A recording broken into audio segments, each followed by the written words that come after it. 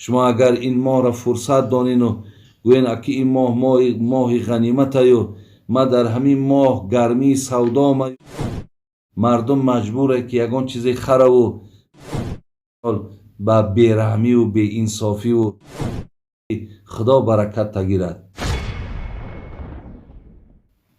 برادران عزیز و گرامی، حدیثی را میخواهم به سمع شما رسانم تا اینم برای یک میل شما با محبت شما، اخلاص شما به سوی این ماه مبارک باز زیاد گردد. اینقدر ترغیبات ها، اینقدر تشویقات های زیادی که برای این ماه مبارک است.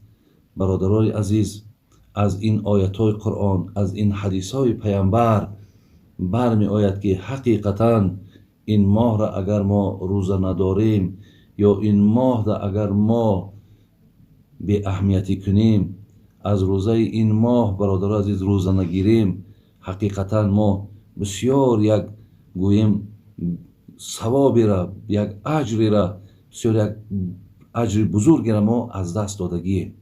زین لحاظ میایم به سر حدیثی که من میخواهم از فضیلت این ماه برای ما بیان کند همگان گوش اندازیم.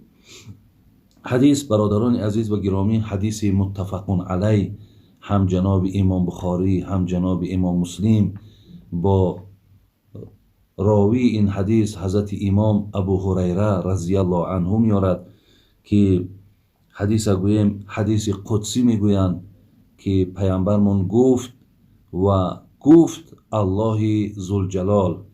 الله ذوالجلال چی گفتند؟ گفتند کل عمل ابن آدم له الا الصیام فانه لی و انا اجزی به. الله مهربان گفته بوده است که حقیقتا ماه رمضان یا روزه ماه رمضان، روزه داشتنش را بندگان من به خاطر من روزه میگیرند و این ماه ثواب این ماه را دادن، پاداش این روزه‌دارها را دادنم الله مهربان میگوید این از جانب من است. مراد از این سخنی که من خواندم برادران عزیز این است که بسیاری از عملهای ما وقتی انجام میدیم 10 ثواب دارد، مقصد با بیشتر از این دارد تا 700 ثواب دارد، لیکن الله مهربان ثواب روزه را پوشیده نگه می‌دارد. میگه و انا اجزی به، ثواب روزه‌دار را من میدهم، یعنی پاداش او را، اجر او را من میدانم و جز من هیچ کس مقصد از این آگاهی ندارد. از این سخن برمیآید برادران عزیز که خیلی و خیلی این روزه اجر و پاداش بزرگی دارد که خدای مهربان حتی عدد او را پوشیده نگه داشت که بجز ذات من کسی نمیداند. از این لحاظ معلوم است که الله مهربان هم بندگان روزه‌دار دوست می‌دارد و هم این ماه مبارک دوست می‌دارد. در دوام پیامبر نازنین ما گفتند که خدای مهربان گفته بود است که و صیام جنتون. شما می‌دانید که ماه رمضان به خاطر که این قدر اجر و پاداش و محبوبیت به سوی خدا دارد، این ماه را باز جنه خواندند. جنه به معنای برادر عزیز سپر. وقتی انسان در بر سپر داشته باشد و یا نگه دارنده هست، یعنی همین هم سپر در اینجا به معنایی که شما را ماه مبارک رمضان نگه می دارد از عذاب دردناک آتش جهنم. در دوام حدیث پیامبر ما گفتند فاذا کان یوم صوم احدکم فلا یرفث ولا یسخب. برادرانی که روزه می دارین خوب در همین مسئله اهمیتی. خدای مهربان فرموده بود است که شخصی روزه‌دار هیچگاه باید در زبانش سخنی دروغ، سخنی بیهوده، سخنی مالایعنی، غیبت، حقارت باید در زبان روزه‌دار نباشد. برادران عزیز، شما بینید که وقتی این سخن الله مهربان میارد، مقصد این است که ما حدیث دیگر هم داریم.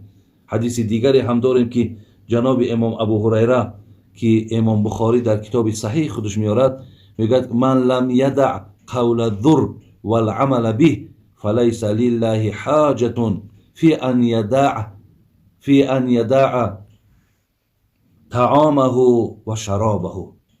هر کسی که اگر در ماه مبارک رمضان دروغ گفتن قطع نکند، غیبت کردن قطع نکند، حقارت کردن قطع نکند، بر نسبت یک برادرش تهمت و گمانهای بد ترک نکند، الله مهربان گفته بود است که دیگر برای من حاجت نیست که تو خواه طعام میخوری، خواه مقصد از نوشابه ها می نوشی، دیگر اختیار در دست خودت. یعنی آن پاداش و ثوابی را که من خواستم بر تو تیم، صد افسوس که تو با این رفتارها و کردارهای بسیار زشت و نادرست تو مقصد آن ثوابها را و آن اجرها را از دست دادی. حتی حدیثی هم داریم که الصوم جنتون ما لم یخرقها، روزه سپر است مادامی که شما این سپر را نشکنید. یعنی معناش این است که شکستنش همین راه نادرست در ماه رمضان انتخاب کردن و در این ماه رمضان دروغ گفتن، در این ماه رمضان بیرحمی و بeinصافی کردن، این شایسته آدم روزدار نیست برادران عزیز. از این لحاظ بین شرط ها را هم در داخل حدیث پیامبر نازنین گوشزد مان دارد که مبادا به این کارها دست نزنین که شما از این بسیار پاداشی بزرگ برادرای عزیز و گرامی محروم میشین. حتی بین در دوام حدیث میگه فَإِنْ صَابَهُ أَحَدٌ او قاتله فلیقل اینی صائم، اینی صائم. حتی چقدر عادی و ساده میگه اگر یک نفر شما را حقارت کند، حتی شما را اراده کشتن داشته باشد، شما در عوضش برادر عزیز میگه هیچگاه حقارت نکنین، بلکه جواب تو بر او آدم این باشد اینی صائم، من روزدار هستم. برادران عزیز و گرامی، انشاءالله فکر میکنم که این سخنهایی را که از حدیث قدسی برای شما بیان دارم انشاءالله شما را درک میکنین و در این ماه مبارک رمضان هیچگاه مقصد به این بی اهمیتی راه نمیتین. علل خصوص برادرانی که در این ماه مبارک شما مقصد در بازارها و در مغازه ها نشسته این ماه را من از همون ابتداها دائم گوشزد میکردم مردم باز میگم که در این ماه حرکت کنین که شما دنبال فایده های مالی تا نگردین. شما حرکت کنین که از همون مال آوردگیت زیان نبینی. یعنی همون مقصد مالی را که با چند مبلغ آوردی، همون مبلغ تا اگر به دستت آورده توانی، دیگرش را برادر از به خاطر ماه مبارک که این ثوابهایی که در پیش داری این را مقصد پیش رو بیار و از فایده ها پس بگرد، دستی مردم بگیر، در این ماه مبارک مردم یاردم کو، کمک کو. انشاءالله برادران عزیز و گرامی خداوند به طفیل این ماه مبارک با چند کرته در ماه‌های دیگر الله مهربان برای شما هم مالتان میتد و هم از ثواب این ماه برخوردار میشوید. شما اگر این ماه را فرصت دانین و گوین اکی این ماه غنیمت ایو، ما در همین ماه گرمی سودا میو، مقصد این حالت ها ای دست میروند، مردم مجبوره که یگان چیزی خره و ولی من از همینجا فایده به دست بیارم. برادر عزیز حقیقتا تو فایده به دست میاری، تو مبلغا را به دست میاری، تو از اون مبلغا مقصد ها بله ذخیره میکنی، ولی آن چیزی که خیلی مهم است برادر عزیز و گرامی وای از دست میتی. شاید برادرای عزیز در این ماه مبارک وقتی که تو مثال با بیرحمی و بeinصافی و دنبال مقصد به دست آوردن فایده زیاد اگر حرکت کنی، شاید یک نفر گوید که خدا برکت تگیرد، یا ای انسان ماه رمضان یک رحم نمیکنی. همین سخن این ممکن برادر عزیز در همون تجارتی تو، در مال تو، در حیاتی تو یگان زیانی را البته بر بالای تو بیارد. ایرا من از برای همچو برادر مسلمان، همچو یک خیرخواه شما برادرای عزیز و گرامی برای شما مقصد رسانیدم. دوام حدیث پیامبر ما گوش میکنیم. پیامبر صلی الله علیه و سلم گفتن که والذی نفس محمد بیدی، قسم خوردن حضرت، قسم بر آن خدایی که هستی و نیستیم همه در نزد الله است، عزت و خواریم همه در نزد الله است. قسم بر آن الله مهربان. چی میگه در دوام قسم؟ لخلوف و فم صائم اطیب عند الله من ریح المسک. میگه همون بویی که در دهن روزدار هست، البته آدم از سحر تا بگه چیزی نخورد حتما دهان او بوی میکنه. وقتی میگه بین خدای مهربان میگه همون بویی که در دهن روزدار هست وی به سوی من الله میگد محبوب تر است از بهترین مشک، از بهترین همون دوخی هایی که در روی عالم ارزش های بهت بلند دارند. از اونها ده هم دیده بوی دهن روزدار برای من خوش است. ولی من امشب نگاه کردم، یک اخبار میخواندم، یکی از همون دوخی های 10 دوخی که در روی عالم گویم در مد اول میستن که دوخی های بینهایت قیمت، یکی از آنها را که استحصالش در دوبای بوده است با همکاری بسیار متخصصای همین پرفیومریا که از فرانسیا، از شویتساریا، از ایتالیا همگی دوخی ساختن که در شیشه که بسیار شیشه هم شیشه گرانبها بوده است که از بریلیانت ساخته شده است و در داخلش 3 لیتر گویم همون دوخی که به نام شموخ که اصلا این کلمه عربی است، اصلی ریشش همون شامیخ است. یعنی هر چیزی که بلند باشد یا کوههای بلند شامیخ میگویند. انا همین دوخی بگیم که همین شموخ که ارزشش میگد 1,295,000 دلار بوده است. برادرای عزیز، من گفتم میتونم که الله مهربان میگد از بوی همون دهم نزد من بوی همون دهان روزدار محبوب است. در آخر الله مهربان چی گفت؟ گفت لصائم فرحتان، آدم روزدار 2 خرسندی دارد، برای او 2 خرسندی عطا کردم. خب بین که یکی اذا افطر فرح بفطره و اذا لقی ربه فرح بصومه.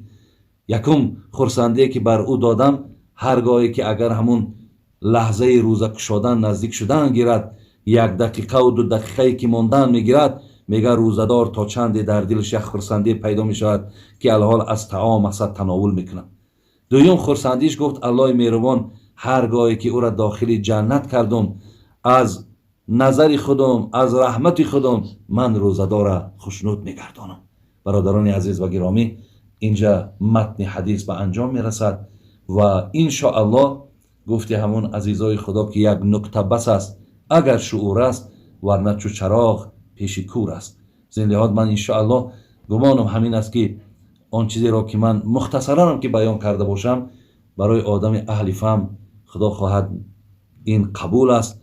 انا من گوش کننده های این نواره از زمره کسانی میدانم که اونا انشاءالله از زمره نفرهای اهل فهمند، اهل توفیقند، اهل محبتند. اگر من میدانستم که این در جای مثال قرار دارم که هیچ کس مثال به این سخن، به این حدیث و به این دعوت اهمیت نمیتید، من هیچگاه برادر عزیز این حدیث را از ابتدا تا آخر نمیخواندم. زیرا عزیزای خدا میگن پیش نااهلان چی حاصل، ذکر پردانی کمال، دانه گوهر چی ریزی مرغ ارزنخوار را. کمال خودجندی میگفت ببینید پیش نااهلان چی حاصل ذکر پردانی کمال. اگر ببینی که همون مردم همون نشستگان همون قوم وقتی که در سخن تو اهمیت نمیتیان، میگد اینا باقی ها هم مانندن.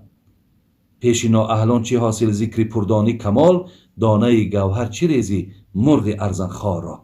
مرغی که ارزن میخرد برای او دادن گوهر، یعنی این برادر عزیز غیر امکان است.